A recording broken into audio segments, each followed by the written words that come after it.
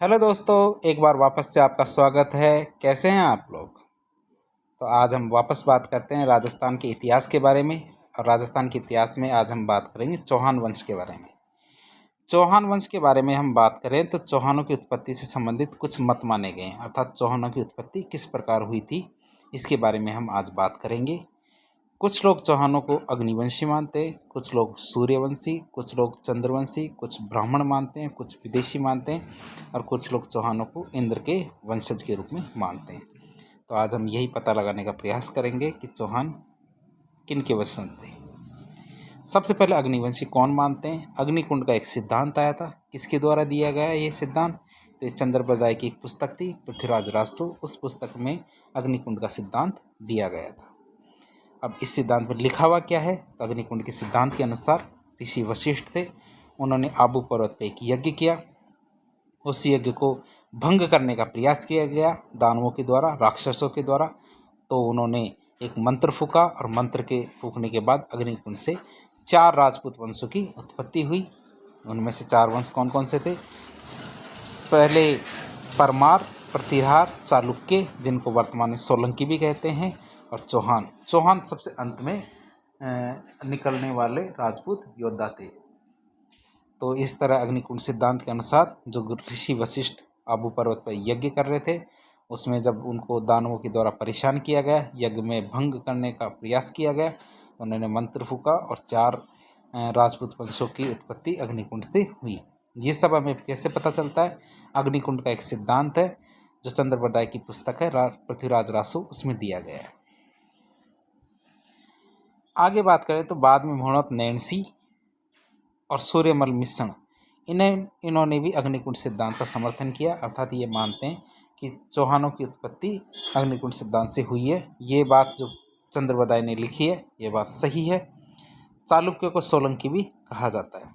अग्निकुंड के से उत्पन्न इन चारों राजपूत वंशों में सबसे आखिर में कौन उत्पन्न हुआ? चौहान वंश आखिर में उत्पन्न हुआ था।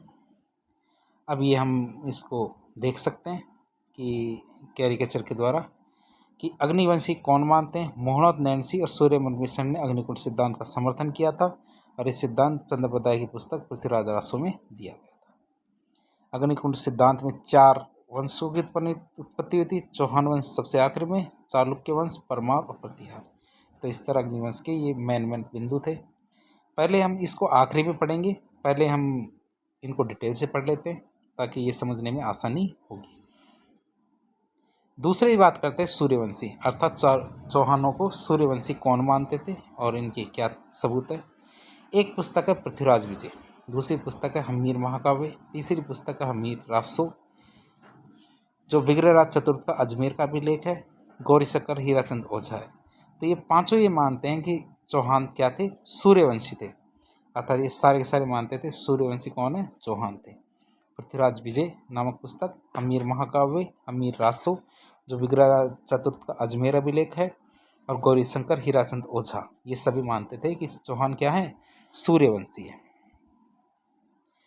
इसके बाद बात करते हैं जो सूर्यवंशी मानते हैं, तो उसके बाद कुछ लोग चौहानों को चंद्रवंशी भी मानते हैं। तो चंद्रवंशी की बात करें तो चंद्रवंशी चौहानों को कौन मानता था? जो हाँसी अभिलेख है हरियाणा में लगा हुआ है और एक अचलेश्वर अभिलेख है। तो इन दोनों अभिलेखों के अनुसार चौहान क्या थे? चंद्रवंशी थे, अर्थात इन दोनों के अनुसार क्या है? चौहान चंद्रवंशी थे। इसके बाद कुछ लोग, ये कुछ जगह से हमें प्राप्त होता है, पता चलता है कि चौहान ब्राह्मण थे। तो हमें ब्राह्मणों के बारे में बात करें तो चौहान को ब्राह्मण किसने माना है? बिजोली अभिलेख, चंद्रावती अभिलेख,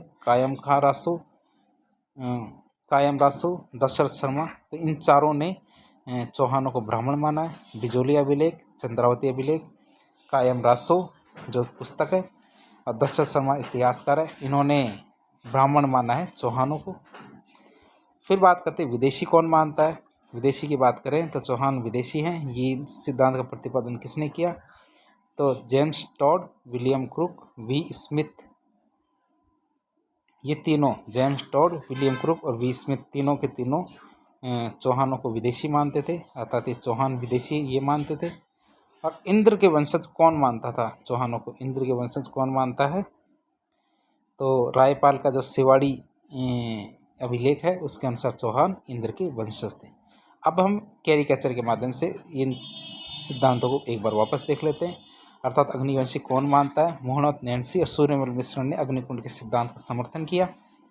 यह सिद्धांत चंद्रबदाय की पुस्तक थी पृथ्वीराज रासो, इसमें दिया गया था। अग्निकुंड से उत्पन्न राजपूत वंश कौन कौन से थे? परमार, प्रतिहार, चालुक्य और अंत में चौहान वंश का उद्भव हुआ था। सूर्यवंशी किसके द्वारा माना गया? तो सूर्यवंशी की बात करें तो पृथ्वीराज विजय, हमीर महाकाव्य, हमीर रासो, विग्रहराज चतुर्थ का अजमेर अभिलेख, गौरी शंकर, हीराचंद ओझा, ये सभी चौहानों को सूर्यवंशी मानते थे।